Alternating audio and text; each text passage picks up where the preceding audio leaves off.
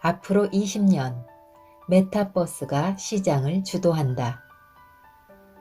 메타버스란 무엇이고 우리의 삶을 어떻게 바꿀 것인가? 구글, 삼성, 네이버 등 세계적인 기업은 왜 메타버스에 사활을 거는가? 메타버스의 본질을 꿰뚫는 7대 브랜드 키워드. 미래 비즈니스 생태계는 어떻게 변화할 것인가?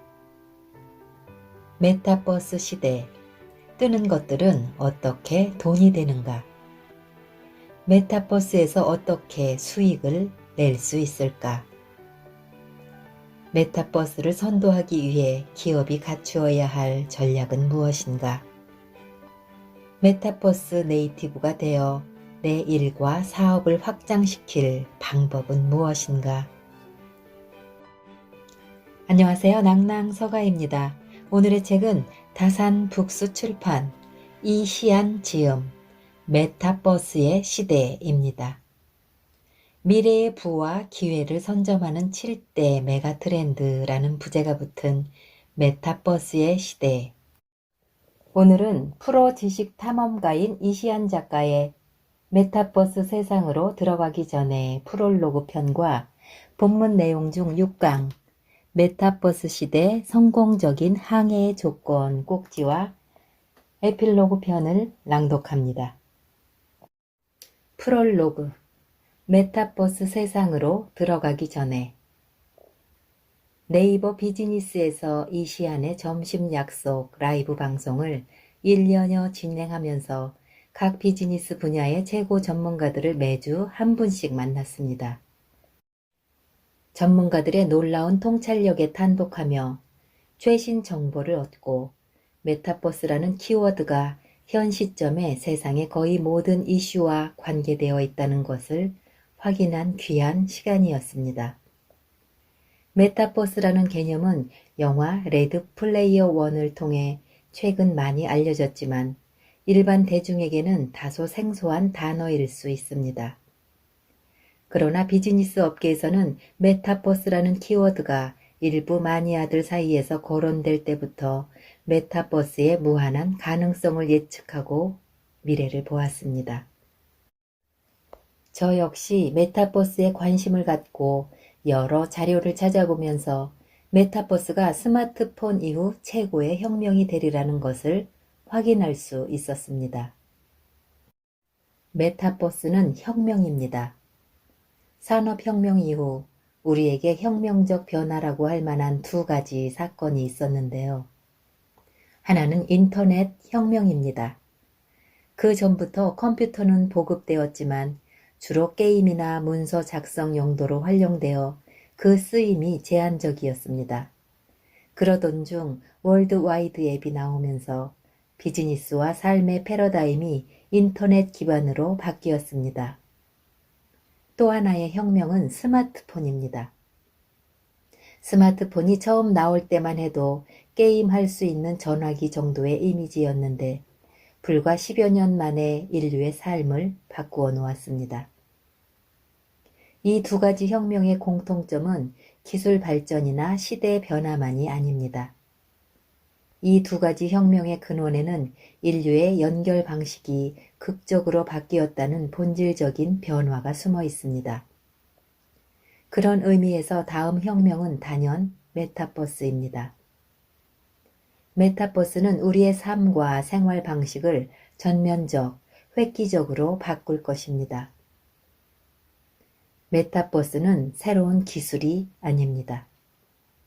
온라인에서 또 다른 삶을 산다는 콘셉트의 세컨드 라이프라는 플랫폼도 있었고 증강현실과 가상현실 같은 기술도 있었고 전 세계 사용자들을 잇는 SNS도 있었습니다. 그런데 이 모든 것을 합했더니 폭발적인 것이 되었습니다. 마치 아이폰의 탄생 같습니다.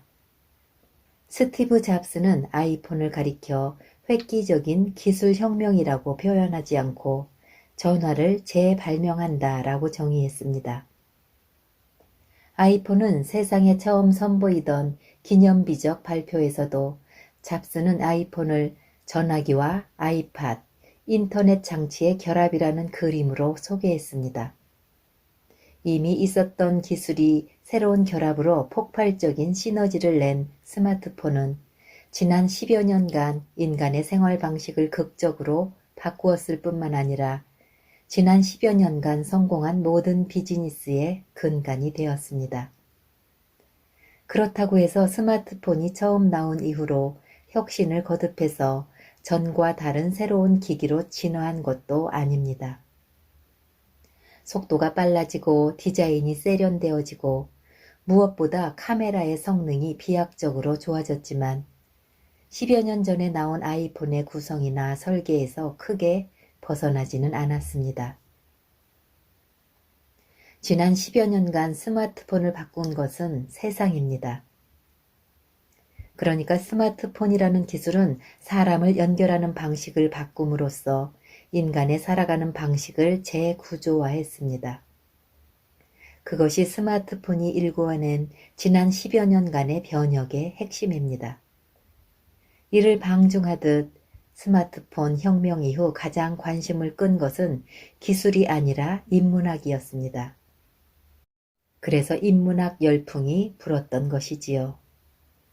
스마트폰의 핵심은 기술이 아닌 사람이고 사람과 사람의 연결이기 때문입니다.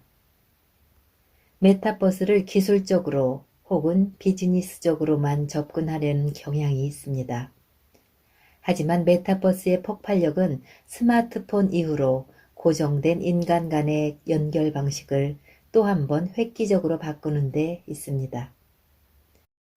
스마트폰이 언제 어디서나 타인과 연결되는 세상을 만들었다면 메타버스는 언제 어디서나 타인의 정신과 연결되는 세상을 만들었습니다. 물리적인 한계를 벗어난 만남은 더 다양하고 이색적인 만남을 추선합니다. 메타버스는 사람들 사이의 연결 방식을 바꾸면서 사람의 존재 형태도 바꾸었습니다. 육체 대 육체의 만남이라는 인간관계의 본 전제에서 육체를 분리해내고 한 사람의 정신과 다른 사람의 정신의 만남으로 바꾼 거지요. 이 역시 만남의 고정관념을 깨는 사고의 혁명적 전환입니다. 이러한 이유로 메타버스의 폭발력을 제대로 예측하려면 비즈니스 마인드, 기술 지식에 더해 인문학적 시각까지 갖추어야 합니다.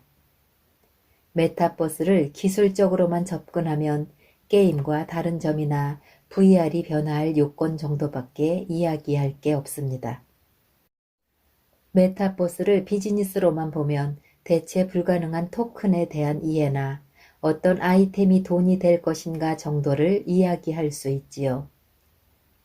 하지만 메타버스를 인문학적인 시각으로 본다면 메타버스가 사람들 사이의 연결 방식, 소통 방식을 어떻게 바꿀 것인가를 이야기할 수 있습니다.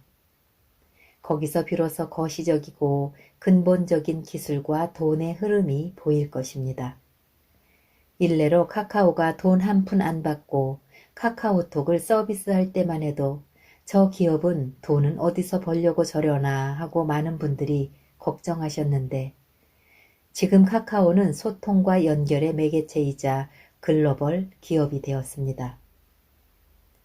메타버스를 인문학적인 시선으로 바라보면 메타버스가 바꾸어 놓은 연결 방식이 인간에게 어떤 의미가 되고 인간의 존재 양태를 어떻게 변화시킬지를 생각하게 됩니다. 그리고 이런 생각을 바탕으로 메타버스 시대에 개인은 어떻게 적응할 것이고 메타버스를 어떻게 이용할 것이며 끝내 그 안에서 어떻게 성공할 것인가를 생각하게 됩니다. 그렇게 하나의 프로토콜이 그려집니다. 메타버스를 비즈니스에 활용하려는 분들도 마찬가지입니다.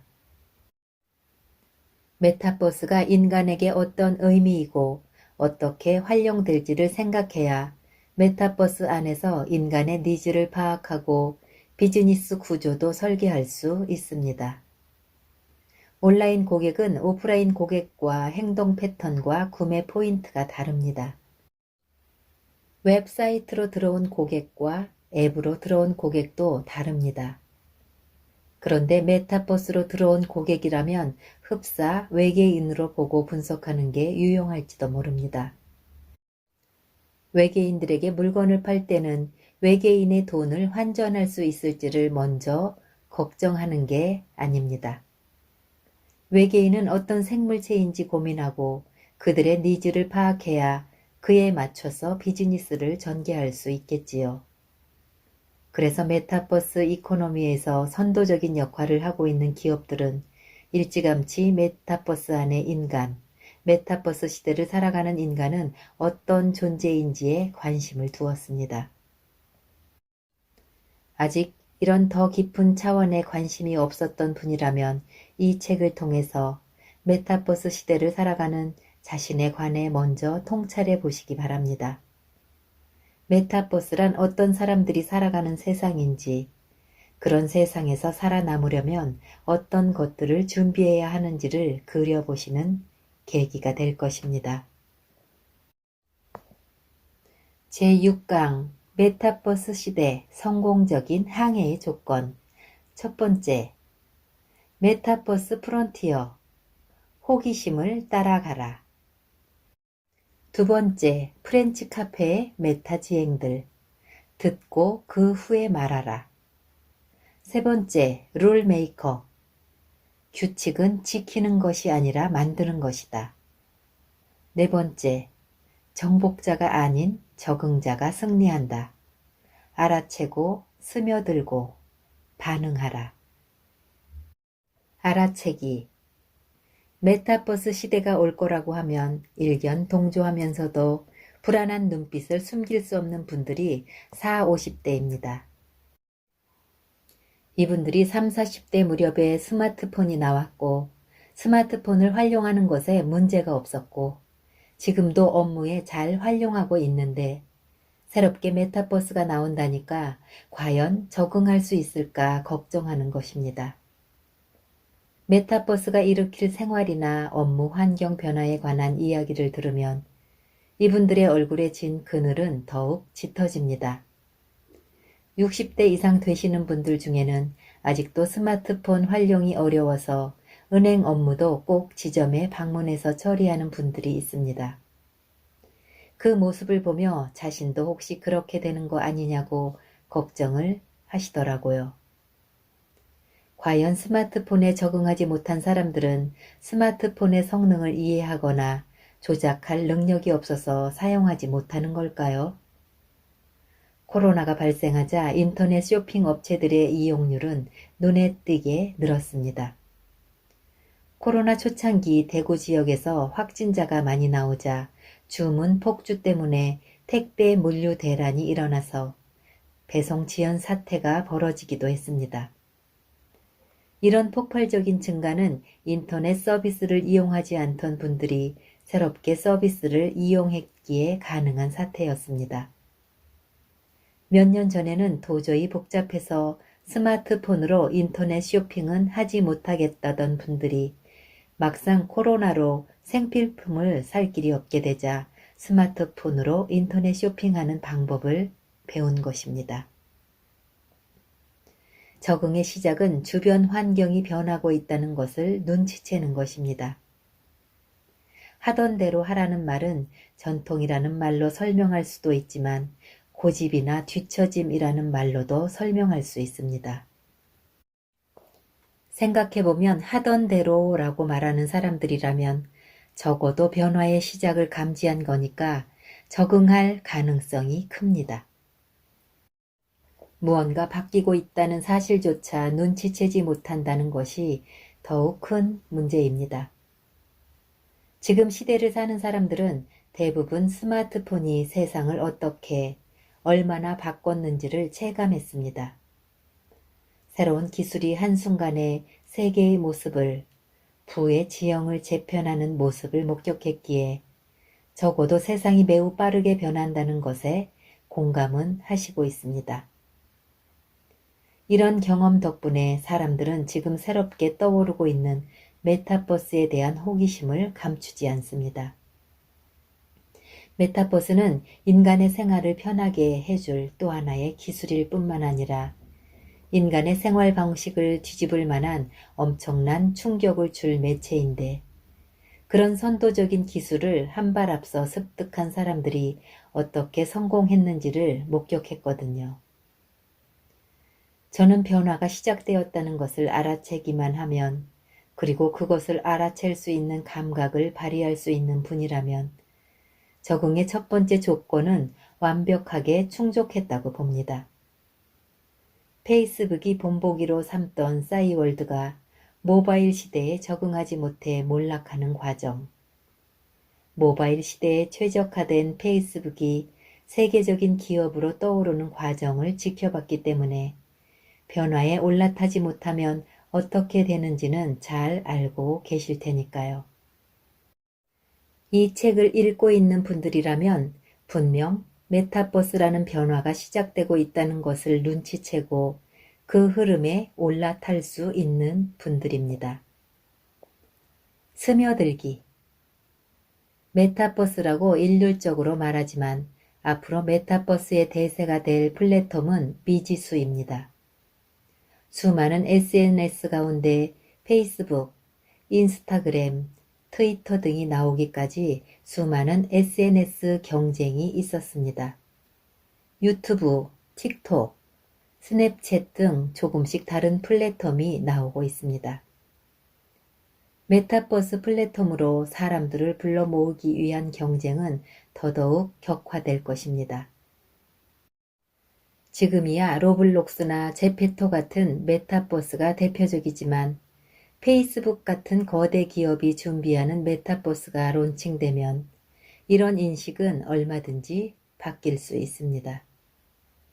사용자로서 어떤 메타버스에서 어떤 모습으로 살아남을지 지금부터 결정하기 힘들고 유력한 메타버스를 몇 개 선별한 다음에 문어발식으로 관리할 필요가 있습니다. 아바타라도 만들어 놓아야 한다는 것이지요.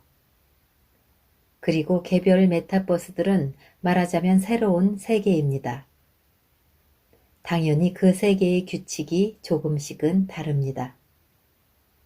외국 여행을 가면 분명 사람 사는 세상이기에 기본적으로는 똑같은 부분이 있지만 문화라든가 세부적 요소가 다른 것을 느끼잖아요.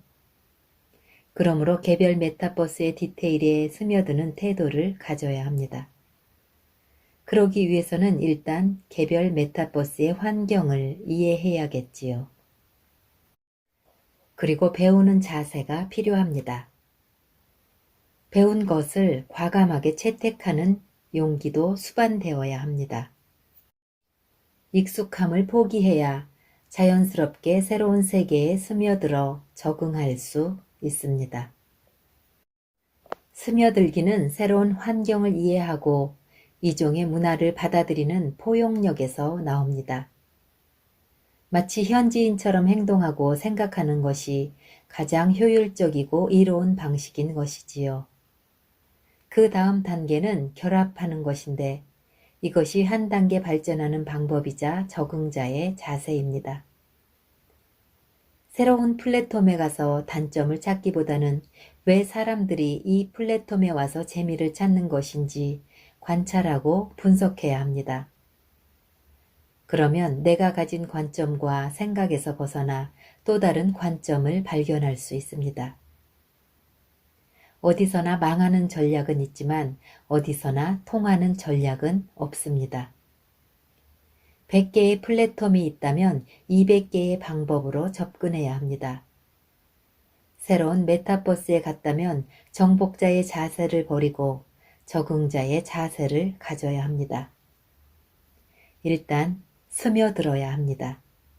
그래야 나중에 정복할 수 있습니다. 반응하기.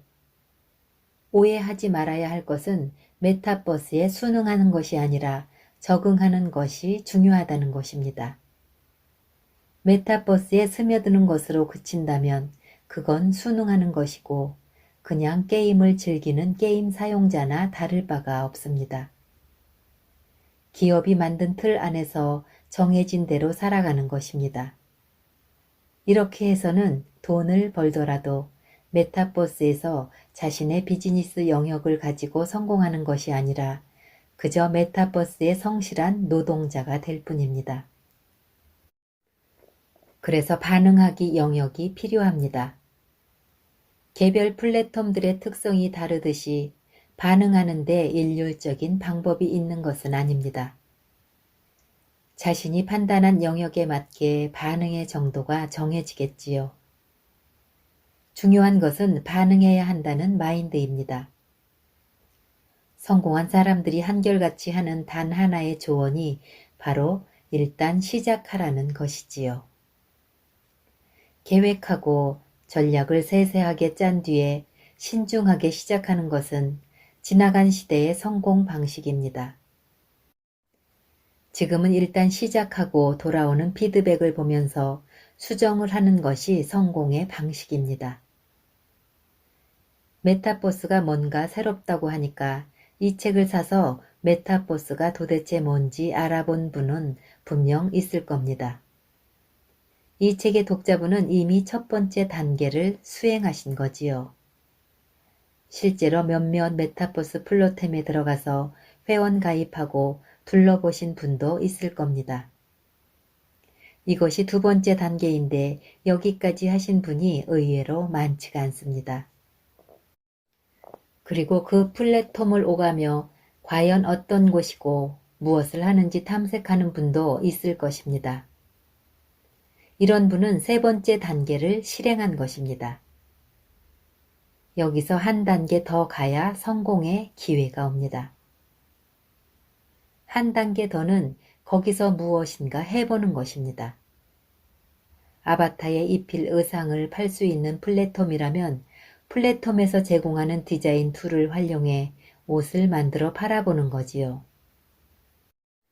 부동산 메타버스에 들어갔으면 변두리에 10,000원어치의 땅이라도 사본다든가 소셜 플랫폼에서는 용기 내어 타인에게 말을 걸어본다든가 하는 식으로 움직여보는 것이 중요합니다. 세 번째 단계까지는 참여자이고 네 번째 단계부터 행위자가 됩니다. 행위해야 반응이 온다는 것을 잊지 마시기 바랍니다. 2021년에 현대인은 기술과 상황이 워낙 급변하는 뷰카 시대를 살고 있습니다. 뷰카는 너무나 빠른 최근의 경영 환경을 묘사합니다. 메타버스에서는 하루아침에 무언가 세워졌다 사라지는 일이 반복될 수 있습니다. 이런 환경 변화는 눈으로 따라잡을 수 없을 만큼 빠를 수 있습니다. 해보고 안 되면 수정하고 다시 해보는 것이 중요합니다.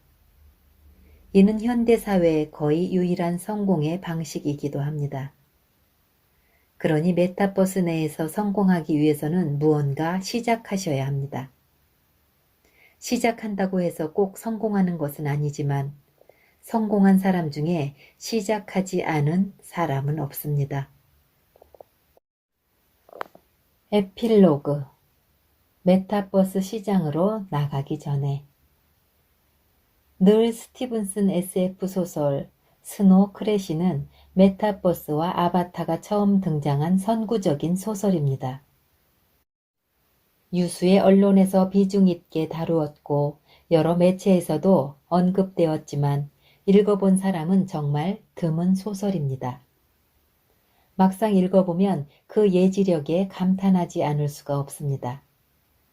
무려 30여 년 전에 쓰인 이 소설에 지금의 메타버스가 예견되어 있기 때문입니다. 그 중에 한 대목을 소개합니다. 이 대목을 읽고 작가가 타임머신을 타고 미래에 와서 로블록스를 보고 간 것이 아닌지 의심이 들 정도였습니다. 그 시절부터 사용자가 편리하게 쓸 수 있는 프로그램 도구들이 개발되기 시작했다. 지금은 책상 앞에 앉아 메타버스 안에 미리 프로그램이 되어 있는 블록 장난감처럼 생긴 구성 단위를 연결해주는 것만으로 프로그램 할 수 있다. 메타버스는 예견할 수 있으면서도 도무지 예측할 수 없는 미래입니다. 메타버스는 큰 방향성의 차원에서 예견할 수 있습니다. 공간을 초월한 만남과 연결, 상호작용을 통해 현실과는 다른 사회적 관계, 경제적 기회를 얻는다는 것은 이미 정해진 미래라고 할 수 있습니다. 30여 년 전 한 소설가가 예측할 수 있는 정도로 말이지요. 큰 방향성이 정해지면 필수적으로 따라오는 중간 단계들을 충분히 예측할 수 있습니다. 하지만 큰 방향이 정해졌다고 해서 그 과정이 선명한 것은 아닙니다. 세부적인 과정이 어떻게 펼쳐질지 누구도 모릅니다. SNS에 한 획을 그은 페이스북이 적극적으로 메타버스에 뛰어들겠다고 밝혔지만 과연 5년 후에 페이스북은 메타버스에서 지금의 위상을 유지할 수 있을까요? 그럴 수도 있고 아닐 수도 있습니다. 서울의 어느 대학교 기숙사에서 시작된 메타버스 팀이 메타버스 세상을 장악하고 있을지 모르니까요. 페이스북이 그랬던 것처럼 말이지요. 그만큼 메타버스는 공간, 시간, 기술, 비용의 모든 측면에서 열린 기회를 제공합니다. 산업사회 이후에 등장한 인터넷은 사람들 사이의 연결 방식을 바꿈으로써 혁명적인 변화를 일으켰습니다. 혁명적 변화는 약 100년에서 200년 동안 일어났습니다. 후발주자로 등장한 모바일 인터넷은 사람들 사이의 연결 방식을 약간 변화시켰습니다. 인터넷의 업그레이드 버전에 가까웠습니다. 모바일 인터넷이 연결 방식을 변화시키는 데는 약 30년이 걸렸습니다. 메타버스는 사람들을 연결하는 방식의 패러다임을 변화시킬 것입니다. 그것은 연결 방식의 판을 바꾸는 거대한 변화입니다. 변화는 상당히 단기간에 급격하게 이루어질 것입니다. 연습생의 서름을 노래하던 방탄소년단이 세계적인 아티스트가 되기까지 걸린 시간은 10년이 채 안 됩니다. 사실 글로벌 성과는 5, 6년 만에 이루어진 것이지요. 세계적인 엔터테인먼트 회사로 성장한 방탄소년단의 소속사 하이브는 10년 전만 해도 한국에서도 큰 기획사 소리를 듣지 못했답니다. 지금 우리 사회의 인프라는 과거 산업사회처럼 성공의 조건으로 큰 비용과 오랜 시간을 필수적으로 요구하지 않습니다. 중요한 것은 해보는 것입니다. 무언가 해보고 반응을 보고 그에 따라 수정하거나 접는 과정을 다양하게 체득하는 것이 성공의 조건이 됩니다. 그러다 보면 수많은 시도가 짧은 시간 안에 있을 수도 있고 그에 따른 실패도 무수할 것입니다. 반면 성공은 실패의 수에 비해 적을 것입니다. 하지만 이 실패의 여파가 크지는 않습니다. 어차피 엄청난 비용과 무수한 시간이 들어간 것은 아니니까요. 이제 항해에 나설 시간입니다. 대항해 시대에 항해에 나서지 못한 나라는 유럽의 2등 국가로 전락했습니다. 멀리 갈 것도 없이 암호화폐, 부동산, 주식시장에서 기회를 잡지 못했던 사람은 지금도 그때가 기회였는데 하고 안타까워하고 있습니다. 그때 나서지 못했던 것은 100% 온전한 기회로 보이지 않았기 때문입니다. 모두가 기회라고 말하는 그때도 안 될 만한 이유는 언제나 존재했고 막막한 두려움과 변화에 대응하기 어렵게 만드는 게으름이 무언가를 시도하지 못하게 막아선 것입니다. 메타버스는 100%의 기회입니다. 치열하게 연구하고 방대한 정보를 가졌으며 무엇보다 자본력이 풍부한 글로벌 기업이 모두 메타버스를 말하고 있습니다.